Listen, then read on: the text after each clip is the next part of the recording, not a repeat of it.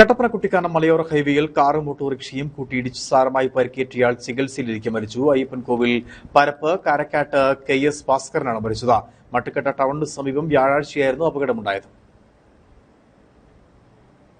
ഭാസ്കരനും ഭാര്യ ലീലയും അയൽവാസിയായ പുത്തമ്പരിക്കൽ സോബിന്റെ ഓട്ടോറിക്ഷയിൽ കട്ടപ്പനയിലെ ആശുപത്രിയിലേക്ക് പോവുകയായിരുന്നു. ഈ സമയം എതിർദിശയിൽ നിന്നും വന്ന കാർ ഇവർ സഞ്ചരിച്ചിരുന്ന ഓട്ടോറിക്ഷയിൽ ഇരിക്കുകയായിരുന്നു. റോഡരികിൽ നിർത്തിയിരുന്ന ലോറി കാഴ്ച മറിച്ചതും എതിരെ വന്ന മറ്റൊരു വാഹനത്തിൽ തട്ടാതെ മറുവശത്തേക്ക് വെട്ടിച്ചതുമാണ് ഇവർ സഞ്ചരിച്ചിരുന്ന ഓട്ടോറിക്ഷയിൽ ഇടിക്കാൻ കാരണം. സാരമായി പരിക്കേറ്റ ഭാസ്കരനെയും ഭാര്യ ലീലയെയും നാട്ടുകാർ തന്നെ കട്ടപ്പനയിലെ സ്വകാര്യ ആശുപത്രിയിൽ പ്രവേശിപ്പിച്ചു. സോബിന്റെ പരിക്ക് നിസാരമായിരുന്നു. ഹൃദയ സംബന്ധമായ രോഗമുള്ള ഭാസ്കരന് വിദഗ്ധ ചികിത്സ ആവശ്യമായി വന്നതിനാൽ ശനിയാഴ്ച ഉച്ചകഴിഞ്ഞ് 3-ന് കോട്ടയം മെഡിക്കൽ കോളേജ് ആശുപത്രിയിലേക്ക് മാറ്റി. എന്നാൽ രാത്രി 12-ഓടെ മരണം സംഭവിച്ചു. മെഡിക്കൽ കോളേജ് ആശുപത്രിയിൽ പോസ്റ്റ്മോർട്ടം നടത്തി ഉപ്പുതര പോലീസ് മേൽ നടപടികൾ സ്വീകരിച്ചു. പരേതന്റെ സംസ്കാരം ഇന്ന് രാവിലെ 11:30-ന് വീട്ടുവളപ്പിൽ നടക്കും. Idukki vision news, Ayyappancoil.